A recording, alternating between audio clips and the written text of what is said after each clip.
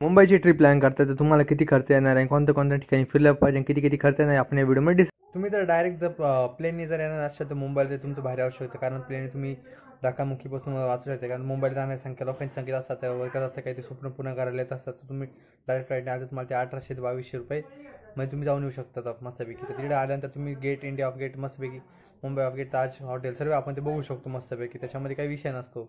तर आपण ते बघितल्यानंतर त्याचा जो अराउंड जो कॉस्ट आहे, तर आपण जर डायरेक्ट पॅकेज घेतलं तर ते नियरली 4000च्या आसपास जातं. जेवण वगैरे ते वेगळं असतं.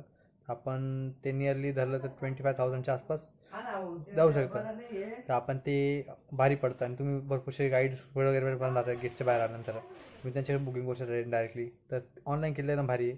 तर रूमचा जो खर्च पडतो तो नियरली 1500-1600 रुपये, आणि जर भारी घेतलं तर 4,000-8,000 पण भेटतात. माझं अशीच आहे की तुम्ही डायरेक्ट फ्लाईटने घेऊन तुमचे नवीन हॉटेल घेऊ शकता, ताज हॉटेल वगैरे. तिथे 1-2 ते 80,000-80,000च्या आसपासचे जे हॉटेल्स आहे, तर तुम्ही त्याच्यामध्ये डायरेक्टली बुकिंग करू शकता. तर तुम्ही डायरेक्ट ट्रेनने नाही आलेलं तर खूपच चांगलं आहे. तर ट्रेनने येऊच नका, कारण लोकलला एवढी भयानक गर्दी राहते. तर तुम्ही त्याच्यामध्ये आल्यानंतर गेटवरती टुरिस्ट म्युझियम बघू शकता, बीच बघू शकता, तर भरपूरशा ठिकाणी.